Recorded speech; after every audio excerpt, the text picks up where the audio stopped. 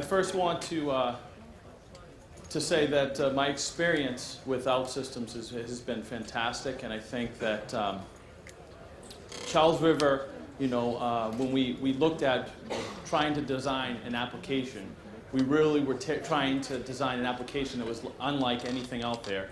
And I think that the partnership that we established with OutSystems really delivered what we needed and exceeded expectations in a lot of regards. And I think one of the things that's been interesting throughout the day, listening to some of the items that were talked about, a good example is Ricardo, his presentation, talking about user stories, developing some methodology there. Those are all experiences that Charles River used to build the application that we deployed in the last summer. So, all the aspects of all the methodologies and the platform attributes that you heard today are things that we used to build the application at Charles River. So, again, my name is Matt Bouchard. I'm a senior manager at Charles River Laboratories. For those of you who don't know what Charles River does, Charles River is cutting edge in a cutting edge industry where they work with clients to try to get drugs to market. Okay, so we're working with clients to try to find treatments, cures for diseases and issues that all of us experience in everyday life.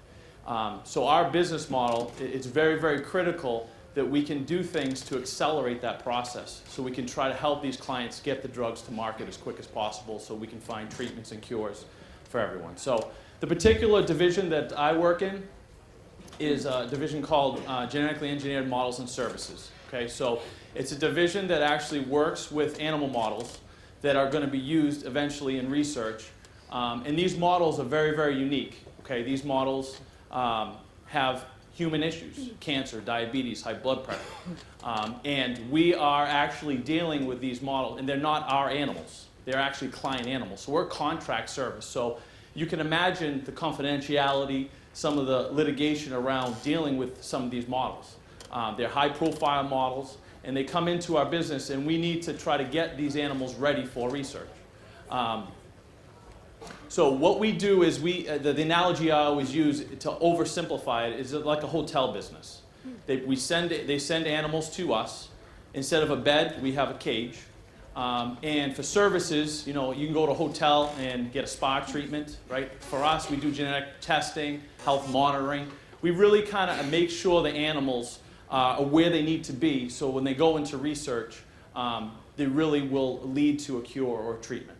So we're doing important things, and this part of the business is starting to grow very, very rapidly, especially over the last probably 5 to 6 years.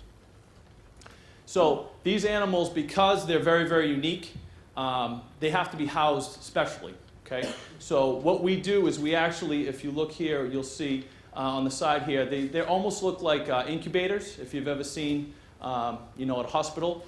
We have these large incubators, which we refer to as isolators. Okay? And what we do is we house these animals in that environment, and that ensures health status. So if we have, let's say, 4 customers come to Charles River, we can house 4 separate colonies in the same room, and they can have completely different health statuses. One could have a virus, another one could have a bacteria. We could have different things going on in that colony, but we can kind of house it in one place. That microenvironment is an environment that customers tend to obviously want to outsource because it's cheaper, right? So instead of having a huge room what they have to maintain with their staffing, this allows them to outsource to us and do it at a fairly discounted price, but have a high expertise, a knowledge of working with those animals. Every animal is tracked uniquely. They might look the same, but they are very, very different. They have different genetic backgrounds, so every animal is very unique, and you can imagine the hundreds of thousands of animals that are produced. The gestation of how long a female is pregnant, a mouse, is 21 days. So you can do the math pretty quickly how fast some of these animals are being produced and the amount of data that we're collecting. So we're dealing with pharmaceutical companies, biotech companies, and academics. And again, the whole goal here is to try to help these institutions get to a product that they can deliver to market. So the GEMS business started in 1991, And it was a very simple business at that time. Basic breeding. We didn't do any really custom services. It was pretty straightforward. And it was fairly easy to manage. The only site that we had was in Wilmington, Massachusetts, which is just north of Boston. And really, you could manage it on paper without a problem. It was a small business. Fast forward 20 years, we've expanded to 8 sites in 6 countries. So we have 2 sites in the US, we have a couple sites in Japan, and we have 4 sites throughout Europe. And believe it or not, every one of these sites up till before we started working with OutSystems all managed this data on paper. So as we expanded, we refined our paper process, and it's been said by countless people that we have the most fine-tuned paper process ever seen. I mean, we had, as you can imagine, the volume of animal and the data we're collecting, we really had to refine it over time. So it was a great paper process, but you can imagine the inefficiencies, the problems we were having with that process as it scaled up to this level. So to give you a perspective, we have about 2,500 isolator environments, those incubator isolator environments. And that whole thing was managed through paper. And you can see here an image of, this is actually technicians sitting in a workstation trying to manage all that paper. Okay, so this is actually for one project that consisted, I think, of 3 isolators. So they're just trying to take that data that they've collected at the isolator level and manage that some way so that we can get that information to a client. So what they're doing here is they would actually go to the isolator environment, they would work in there. If they found a discrepancy, let's say an animal's sick, you know, or there's an animal missing, they would document that on paper. Okay, so they'd come out of the isolator, they would record it, and they'd go back in, do some work, come out, record, and they would do that all on paper. And then they would come back to a workstation, and then they would transcribe that data into basically a pedigree book, very similar to an Excel spreadsheet, but it was all handwritten. And then they would update that paper inventory of what's in the isolator and bring that down to the animal floor. Now that just gets it transcribed into a pedigree book, but now that has to somehow get to a client. So we had a whole support staff that was basically taking that handwritten data and converting it into some sort of Excel document that we could actually represent in some way to a client. Okay, so behind the scenes, clients are seeing these Excel spreadsheets. They're not really understanding what's going into actually getting that spreadsheet. So there's a lot of labor put into getting to that point. We had some database things that we used. We had a couple Access databases that we designed in-house to try to manage some of the pieces of the business, but by no means was it a comprehensive solution. And I think going into,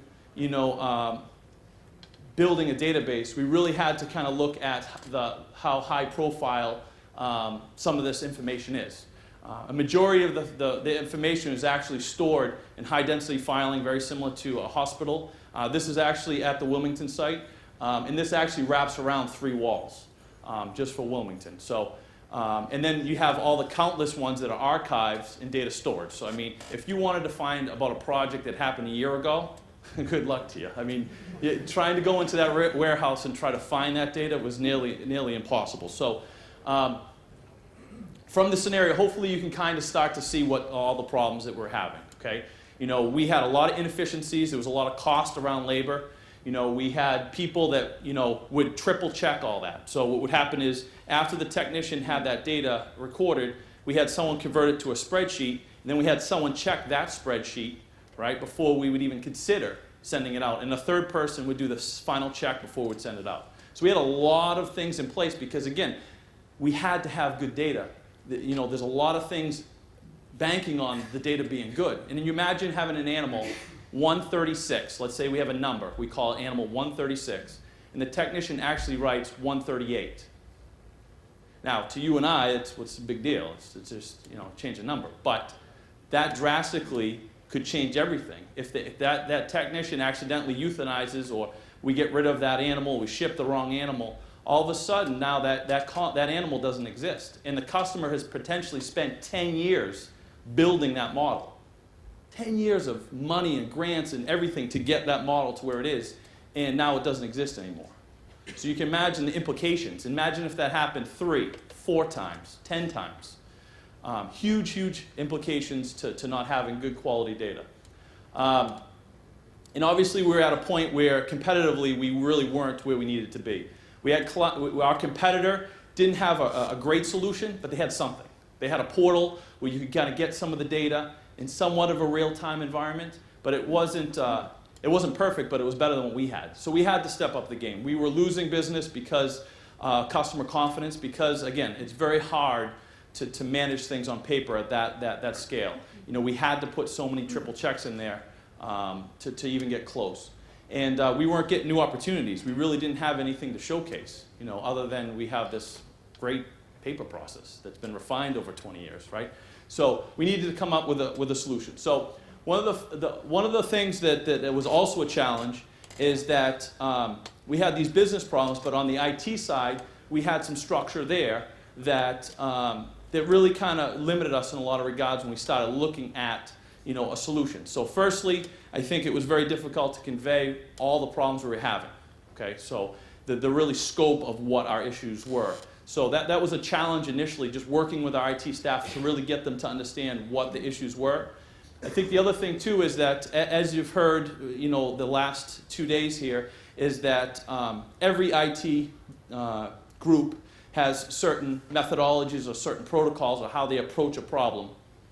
And one of the challenges at Charles River is we were trying to do something extremely innovative, and the structure wasn't there on the IT side to really get to where we needed to be. So we had some challenges in a big uphill battle to try to get to where we needed to be to find the solution. And around the same time, luckily, we actually got a new CIO that was a little bit more open-minded, that allowed us to he opened the door to allow us to step outside that box a little bit. Not necessarily giving us freedom to do whatever we want, but I think it allowed us to actually look at solutions and opportunities and things that, again, that were going to be very difficult for us to achieve with the previous CIO. Okay, so what we did right off the bat is we said, okay, let's try to build this internally. Okay, so we gathered our requirements, we put together a charter, we did a lot of things to try to document what we needed. So we followed the normal chain within our IT structure to put together what we needed built. And it became very, very clear to us that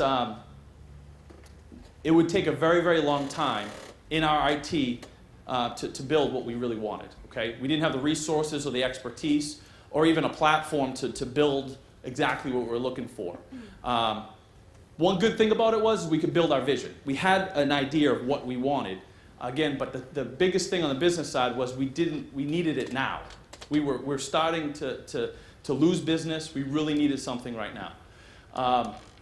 So what we did is we went and said, let's go off the shelf. Let's try to find some software. Again, talking about, you know, some of the things that over the last couple of days, you know, trying to find some software that does a majority of what we need to do, right? So we can get to production faster, get something out there. But the problem is you're going to have all these satellite, you know, kind of IT shadow kind of situations where you're building all these other structures that aren't being documented, but at least you have something, right? So we looked at potentially buying off the shelf, and we looked at 20 different solutions. 2 of them, we actually worked with the client to come into our facility, and we actually demoed the product and tried to really get a good understanding of what the software could do. And at the end of the day, it just wouldn't fit. It wouldn't fit. It wasn't what we were looking for. So what we decided to do is to consider contracting, okay, contracted development, and also look at platform options. Because again, at the end of the day, what we wanted to do is to eventually bring that development internally. Okay, so we wanted something that, again, the business is always changing, it's evolving. Over 20 years, it evolved a lot. Forget about, just since the summer when we went to production, the business has already evolved. So we needed a tool that could help us evolve, but we also needed something that could get us at least to a starting point. So we looked to contract, and we went with OutSystems, and it became very clear with the platform and their methodology that we could achieve some of those goals that we had. You know, we really needed something fast production with a high quality. We always wanted to build our vision. We didn't want to retrofit our philosophy into software. Again, my 6 months of trying to do that, it was very, very difficult and challenging. And one of the biggest things for me working with OutSystems is that they're willing to actually build a solution with us. It wasn't about building some software and just giving it to us. They really wanted a comprehensive solution that would really help our business get to where it needed to be. Some intangibles, I put some lists up there of some of the things. For those of you that haven't worked with OutSystems, I could probably spend 25 minutes talking about my experience with OutSystems and their methodology, but also the intangibles. Things that I think set them apart. You know, the example I have here is just their ability to comprehend what the business needs. A good example is the user stories. Some of those things I think really helped get them to understand exactly what we needed in a production environment. Complete investment, I really felt there was no line between OutSystems and Charles River. It was really one team. I've never seen it, even internally when we're building a team. One of the challenges is that whether it be personalities, rank, whatever it may be, a lot of times team dynamics are very, very challenging. And when you're building a compact solution like this, the team is everything. And I think that my collaboration with OutSystems, I really felt that that team was unprecedented. I've never seen anything like it. We really worked as one unit. So I think that when we started working with them and we started to see what their capabilities were with the platform and their methodology, we started to kind of change a little bit on how we were going to approach the project. So again, Charles River, you know, had kind of the classic methodology when it came to building programs. So Agile methodology was something that was very, very different. It was different for the business, but more importantly, it was very, very different for our IT. We've adopted a lot of those philosophies within Charles River, and we're starting the transition, you know, but it's a very different way of doing business. I think one of the things that really appealed to us was it allowed us to look at what was important and build that. I think being able to assess it along the way and identify the things that are critical and really build the features that we need to build to have a great product so that user acceptance is great, and obviously it leads to obviously decreasing errors and all the things, all the KPIs that we had around the project. So one of the things that we did going into the project, once we got a little bit more comfortable with the methodology and the platform, is we said, let's take some risks. Let's look at some things knowing that we could potentially reprioritize and move away from it. But let's really try to make something special. Okay, so one of the first things we looked at was obviously using a tablet interface. And again, this project started a couple years ago. So again, tablet interfaces were not where they are today. And again, our IT, it was something that you know, was a challenge to actually introduce something like a tablet in our infrastructure. I think there was a lot of battles that went on with using a tablet, but I think that as we started to look at how the application, how OutSystems Platform can help us, and also how we can kind of work with securities and some things, it started to become very, very clear that a tablet application could work in an environment like this. And on the business side, it was critical to have something like this because, again, remember, we don't want users doing anything on paper, right? So if they're in an isolator, you know, if they have to write something on paper and then go and enter into a computer, again, there's again, the portability issue, some of the things that have been talked about over the last, you know, couple days. So we really needed a tablet interface, and it was something that really changed the game for us. I think once we were able to use a tablet, it really led to a lot of other options to really push innovation. So one of the things we looked off right off the bat is now that we have a tablet, we have the tablet right next to the technician, we wanted a way to enter that data into the system without having to come out of the gloves and actually key it in. We want them in the isolator and just working, right? So the first thing we looked at is said, let's look at using voice as a way to either prompt the tech or to actually enter the data in. So headset, mic, and they're in the isolator, and we actually script out their daily routines. Very similar if you go to an ATM, right? It tells you, do you want to do this? And you either answer yes, no, 0 through 9, keep it really simple, right? As long as you have money in the ATM, you can typically get money out. You know, it's pretty straightforward. And we really wanted that functionality to keep it really simple so they could work. So we looked at it, and a couple things we came to find early on. One thing was logistics, of the mic and working in a bubble. We still had some work to do there.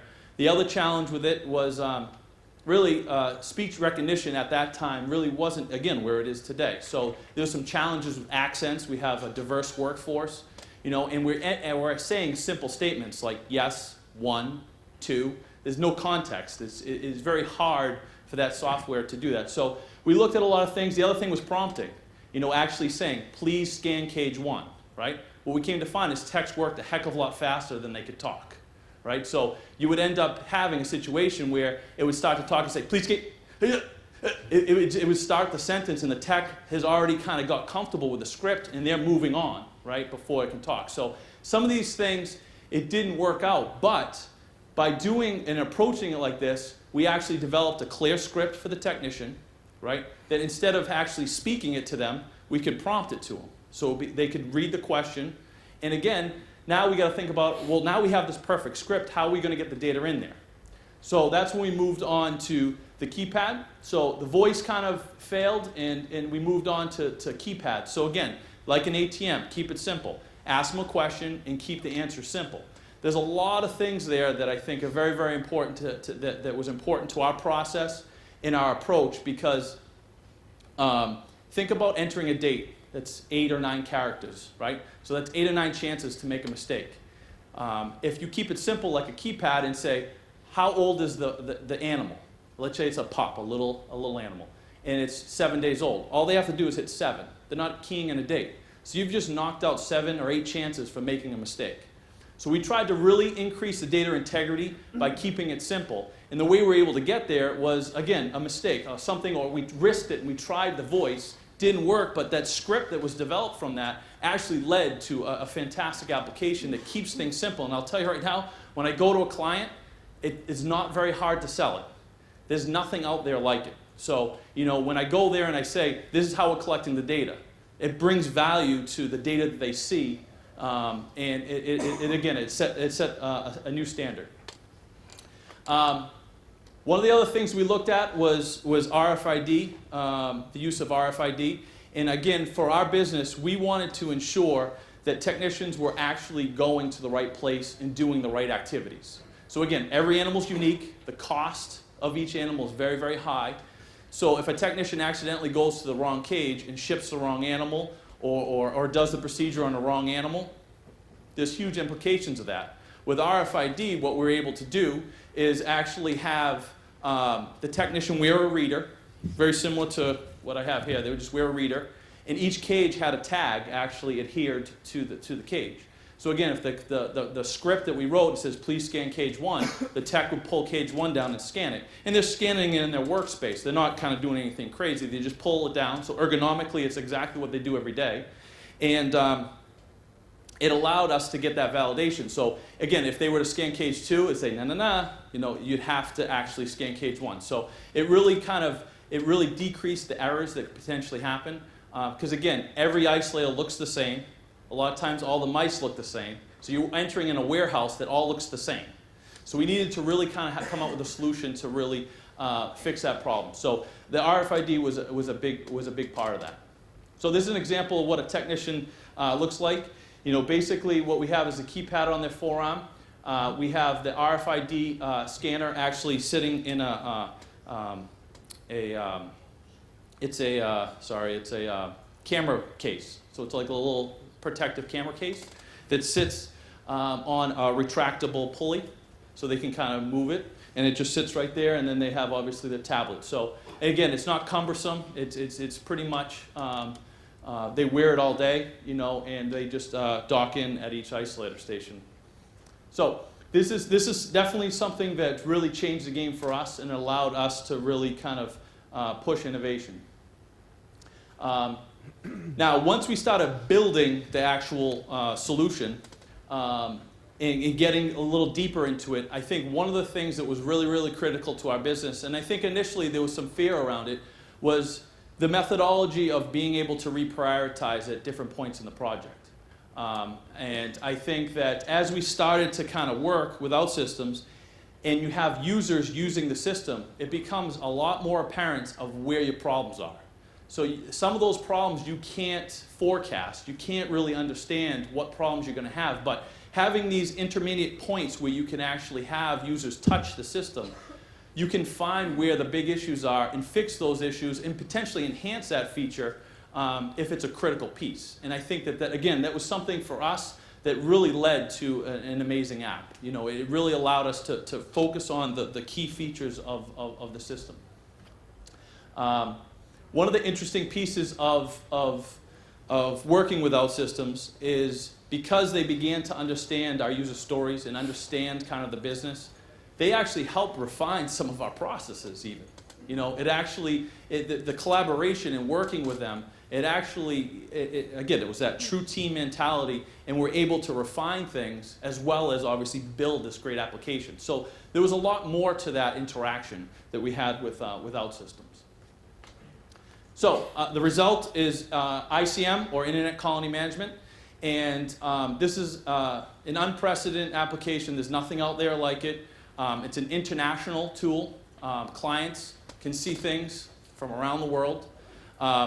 You know, it's a dynamic system that handles every aspect of our business. So there's no pieces of our business that are not captured within this tool. So we're dealing with everything from the technician who orders the animals, who ship the animals, who receive. All those satellite pieces of our business are all captured within this application. We really looked at every piece of our business and made sure that we were able to put it into the application.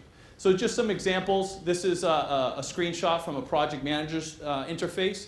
So their old job, what they would used to do is they would get this big binder, okay, and it would be like, where's Waldo? They would search for ID numbers to try to find an animal on a piece of paper to assign a task to or ship a client. Now they can quickly see, you know, the animals that are in the colony. They can filter and sort. They can see occupancy, and they can really quickly, you know, exceed client expectations when it comes to requesting work. Our business is on pleasing customers, so we need to make sure that when customers ask us to do something, we can quickly put that together and provide for our clients. From a technician's perspective, this is a screenshot from the tech interface. The tech interface is not only helping them walk through the work process, but it actually dynamically manages their day-to-day tasks. So a technician, because everything is on customer demand, it changes every day, every hour, right? So we needed a way for the techs to have a prioritized list. So we use different things, colors, you know, just the design of the interface allows them to quickly see the things that are really pertinent. And again, if they can attack the things that are really, really important, we're going to make sure that the clients get what they need. And again, one of the big pieces was actually delivering the data to the client real time. So clients have a portal that they can go into, and they can see animals real time, what's going on. So it's almost a view right into the vivarium. And again, there is not a vendor out there in the animal business that has this capability. So it set a new standard for how, you know, genetically engineered models are really managed. And you know, we're really excited about kind of where it is. And again, because we're working on the Agile platform now, our internal IT is actually starting to get savvy in the application, and it's allowed us to really, again, continue to build on this, to really kind of stay ahead of the curve and really put ourselves in a position to always be ahead of the game. To finish, I just wanted to show you a couple benefits. As you can imagine, the integrity of the data went through the roof with this solution. And that's led to a boatload of benefits. One of the big things is obviously reducing labor associated to all that data collection, right? All that transcription, the double checking, triple checking. That staff we didn't need anymore. You know, we actually collect the data once and it's there, right? So we're losing all those inefficiencies. The tech labor, because of the way we actually structured it, now they don't have to do any paperwork. So we had some labor savings there. Cost savings, the big one, and this is only over the last 6 months, but all our gratuses, we've decreased by 80%. 80%. And I mean, it's a big game changer for us. Obviously, no more paper. Paper is evil now, so everybody's really on board with ICM. and we've reduced all supplies associated with that. But the great news here is that obviously the new opportunities. So over the last 6 months, I've done a lot of traveling, a lot of presenting, and clients are extremely excited about this. And it's allowing us to tap into opportunities that we never had. People wouldn't talk to us because we didn't have some sort of solution. Now, not only do we have a solution, but it's better than everybody else's. So we've had new opportunities over the last 6 months that are really changing the game. It's projected right now, the facility in Wilmington is actually going to run out of space in the fall because of all the new opportunities that are coming in. So this application has really changed the game for our business. I do have a short video so you can get a little bit more of a visual of what ICM is, and that will wrap it up. Charles River is pleased to introduce our new Internet Colony Management System, or ICM. This real-time, web-based system sets a new standard for how genetically engineered colonies are managed.